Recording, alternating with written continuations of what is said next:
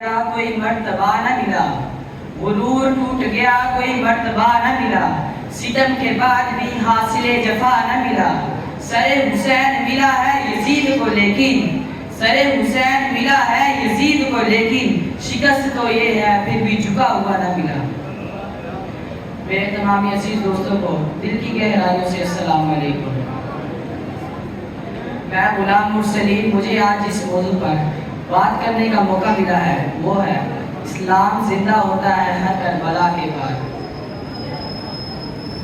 یہ قصہ بیان کرتے ہوئے میرا دل پھٹا جاتا ہے، یہ قصہ بیان کرتے ہوئے میرا دل پھٹا جاتا ہے اور غم سے لبالب ہے،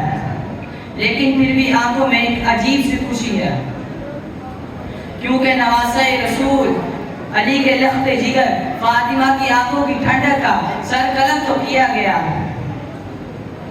کیونکہ نواسہ رسول علی کے لخت جگر فاطمہ کی آنکھوں کی ٹھنڈک کا سر قلم تو کیا گیا، در سے الگ تو کیا گیا، لیکن تحفے میں شہادت نصیب ہوئی۔ میرے دوستو، آج یہاں پر کھڑے ہوئے اگر میں حسین رضی اللہ تعالی عنہ کی صفات بیان کرنے لگوں تو دن راتیں بھی گزر جائیں مگر حسین رضی اللہ تعالی عنہ کی صفات بیان نہ کر سکوں۔ وہ ہستی حسین رضی اللہ تعالی عنہ کی ہستی ایسی ہستی کے نواسے ہے، وہ آقا دو جہاں کائنات کے نواسے ہیں، وہ آقا دو جہاں کائنات کے نواسے ہیں، یعنی آپ صلی اللہ علیہ وآلہ وسلم کے نواسے ہیں، اور اس شخص کے بیٹے ہیں جن کا نام علی ہے، اور علی کے بارے میں مجاہد کائنات فرماتے ہیں علی مجھ سے ہے، میں علی سے ہوں، میں علم ہوں، علی دروازہ ہے۔ اور حضرت علی رضی اللہ تعالیٰ عنہ سے حضرت حسین رضی اللہ تعالیٰ عنہ ہے، حضرت حسین رضی اللہ تعالیٰ عنہ ہے۔